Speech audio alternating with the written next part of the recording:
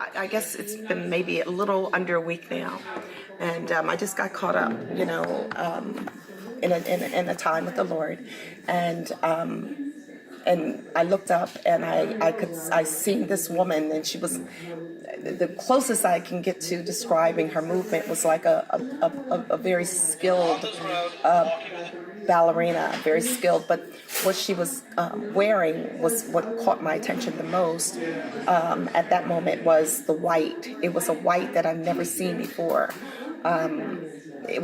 I've just never seen that kind of white before, and I deal with materials and different things like that. Never seen kind of white before, but she had on white, and her movement was very skilled. Her movement, very skilled movement, and I looked again, and she was coming out of flames of fire, but the fire was golden. It was golden fire. It was amazing, and she was just coming up, out of it, moving out of it, and so I was like, what?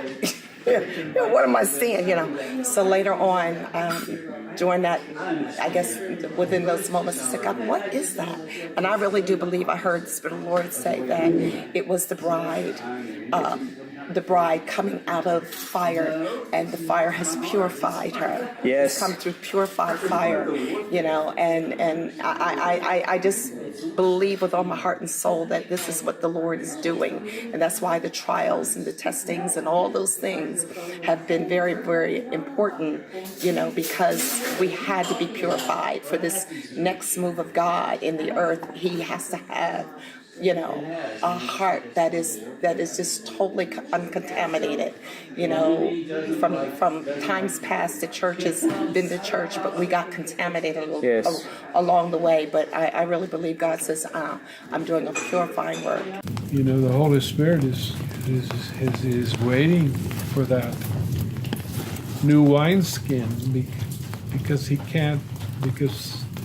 old one can't receive what he wants to do now.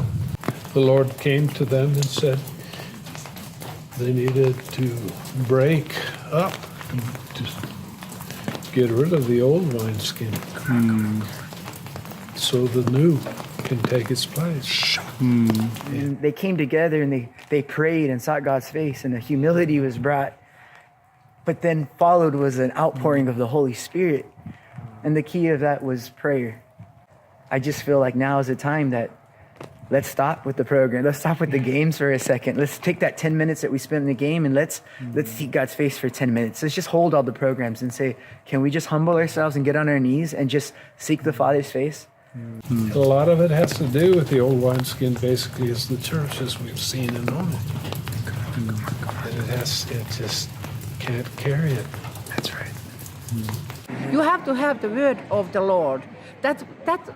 Everything that's born of God will overcome the world. And then you just keep that relationship always. And just say, yes, sir. Whatever he's telling you to do, you just do. Because he's going to do it for you. Like God's saying, humble yourselves and seek my face. And take it back to the roots. Take it back to the fundamentals, the basics. Yeah.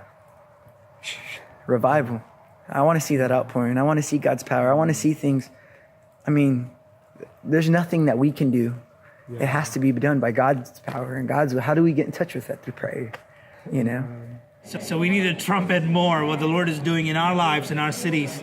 I'm doing things that only the grace of God can help me do. And so what I'm trying to say is live today as if it's the greatest day of revival, and trumpet what the Lord is doing in your city. It might be really small, but somebody needs to hear it. Somebody needs to get inspired by that. So trumpet it, post it on Facebook every single day. Share it. Tell everybody that you know. Yeah.